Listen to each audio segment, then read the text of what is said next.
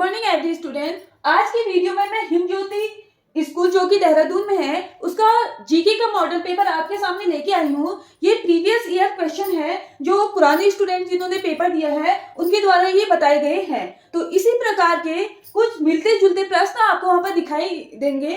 तो मैं आपको इसी प्रकार के एक प्रश्न से मिलता जुलता अन्य प्रश्न भी यहाँ पर बताऊंगी। आपको वहां पर प्रश्न दिया जाएगा तो उस प्रश्न का क्या करना है, आपने आंसर जो है डीपली लिखना है। जैसे यहाँ पर पूछा गया है किस ग्रह को मंगल ग्रह कहा जाता है, तो आपको सीधे मंगल, किस ग्रह को लाल ग्रह कहा जाता है, तो आपको सीधे यहाँ पर मंगल नहीं लिखना है। तो आपको यहाँ पर किस प्रकार लिखना है वो मैं आपको बताऊंगी। वहां पर जो एग्जामिनर होता है, जो आपकी कॉपी चेक होगी, तो एग्जामिनर सबसे पहले क्या देखेगा कि आपके लिखने का तरीका कैसा है, और वो देखेंगे कि राइटिंग में मेन फोकस वहां पर किया जाता है। राइटिंग हो गया और लिखने का पैटर्न आपका कैसा है।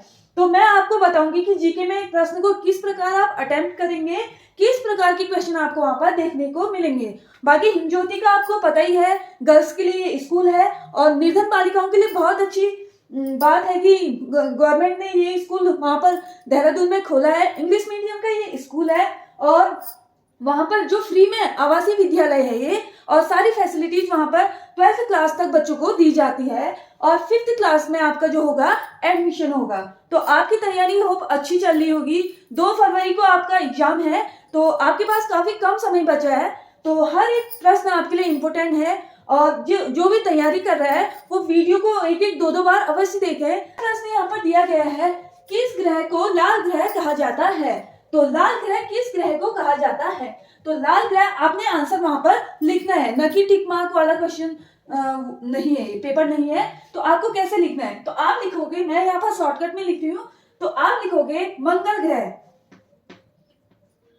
मंगल ग्रह को लाल ग्रह कहा जाता है। आपने वहां पर पूरा अच्छी हैंड राइटिंग में वहां पर आपने लिखना है, मंगल ग्रह को लाल ग्रह कहा जाता है। अब मैं आपको बताऊंगी मंगल ग्रह को लाल ग्रह क्यों कहा जाता है। जो आयरन ऑक्साइड है, आयरन ऑक्साइड के कारण जो है मंगल ग्रह की सतह क्या होती है, लाल दिखाई देती है। ईंट की भांति क्या दिखाई देती है, ईंट का जो कलर होता है लाल, उसकी भांति जो है लाल दिखाई देती है। तो आयरन ऑक्साइड के कारण जो है मंगल ग्रह की सतह क्या दिखाई देती है, लाल दिखाई देती है। अब हम एक क्वेश्चन और देखेंगे। जो मंगल ग्रह है इसके क्या होते हैं, 2 उपग्रह होते हैं। मंगल ग्रह के कितने उपग्रह होते हैं, यहाँ पर 2 क्या होते हैं, उपग्रह होते हैं।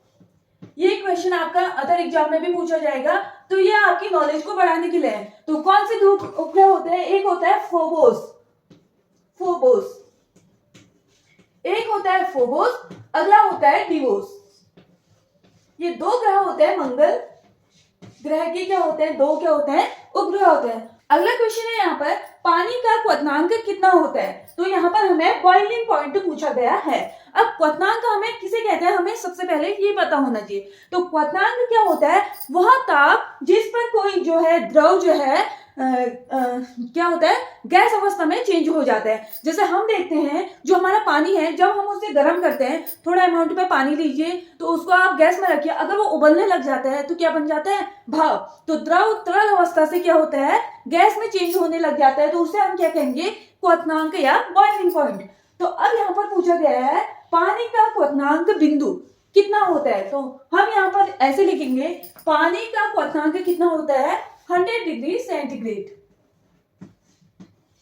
अगर यहाँ पर केल्विन में पूछा जाएगा तो वो हो जाएगा 373 केल्विन।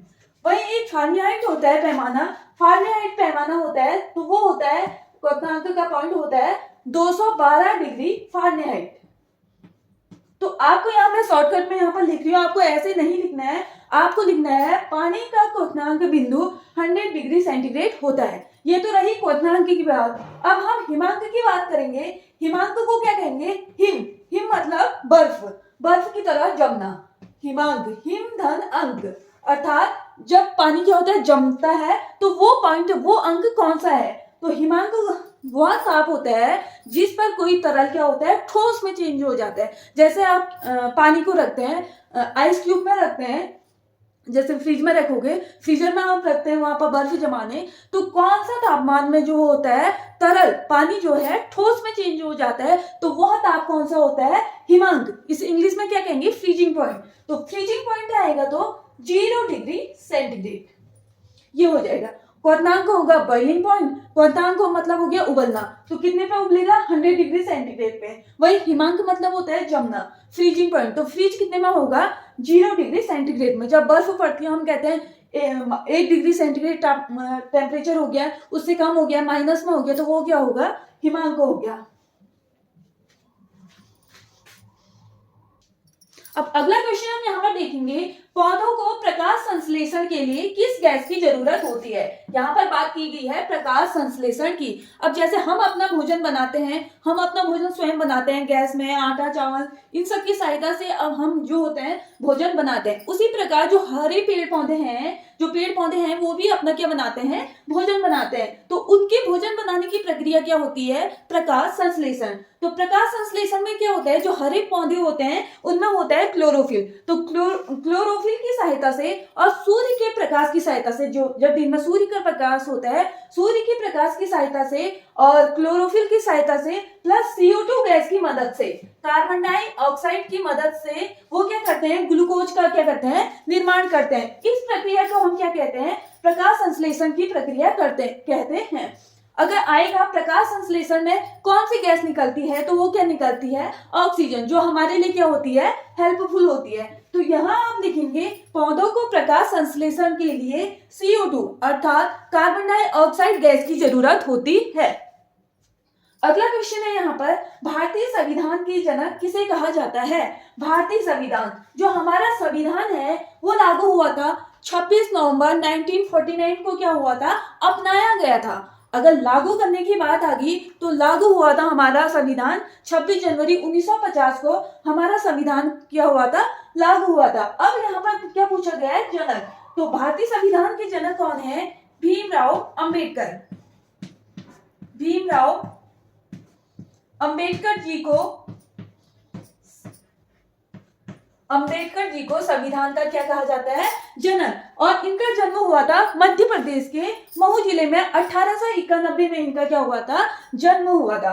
अब हम देखेंगे भारतीय संविधान, ये तो हमें संविधान सभा द्वारा इसको 26 नवंबर 1949 को क्या किया गया था? अपनाया गया था। अगर लागू करने की बात आई तो आएगी 26 जनवरी 1950। अब हम देखेंगे संविधान दिवस कब मनाया जाता है? तो संविधान दिवस, जब संविधान को अपनाया गया था 26 नवंबर को क्या कहते हैं? संविधान दिवस के रूप में क्या मनाया जाता है? तो संविधान जब बनाया गया था तब उसमें क्या थे? 395 अनुच्छेद और 8 अनुसूचियां उसमें थी। संविधान में हमारी 395 अनुच्छेद और 8 अनुसूचियां वहां पर थी। अब अगला क्वेश्चन है, उत्तराखंड का उच्च न्यायालय कहाँ है? अर्थात यहाँ पर हाई कोर्ट की बात की है, तो यहाँ पर उत्तराखंड राज्य की बात की गई है। तो उत्तराखंड राज्य का उच्च न्यायालय है नैनीताल जिले में। नैनीताल जिले में उत्तराखंड का क्या है? उच्च न्यायालय है। तो हमारा जो उत्तराखंड राज्य है, तो अलग अलग राज्य का अपना अपना क्या होता है? उच्च न्यायालय है। तो टोटल भारत में कितने उच्च न्यायालय की है? तो टोटल भारत में क्या है? 25 हाई कोर्ट या उच्च न्यायालय है। हम यहाँ पर अगला क्वेश्चन देखेंगे, वर्तमान में सिक्किम के मुख्यमंत्री कौन है? तो यहाँ पर हमसे सिक्किम राज्य के मुख्यमंत्री पूछा गया है। तो सिक्किम राज्य के मुख्यमंत्री है पवन कुमार चामलिंग।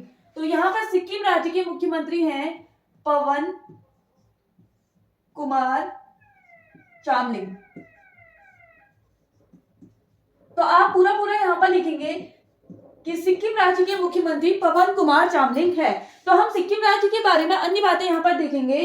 सिक्किम राज्य की जो स्थापना हुई थी वो हुई थी 1975 में, जो हुई थी सिक्किम राज्य की स्थापना हुई थी। और ये भारत का कौन सा राज्य था जब स्थापित हुआ था? तो ये भारत का कौन सा है? 22वां राज्य। यहाँ पर कौन सा है? हमारा सिक्किम राज्य है, 22वां राज्य।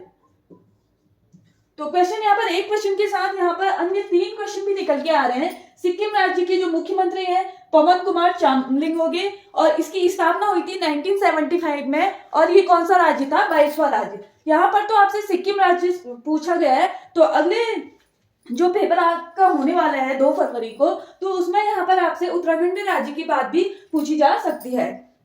तो उत्तराखंड राज्य के मुख्यमंत्री आपको पता होने चाहिए। उत्तराखंड राज्य के मुख्यमंत्री हैं यहाँ पर पुष्कर सिंह धामी।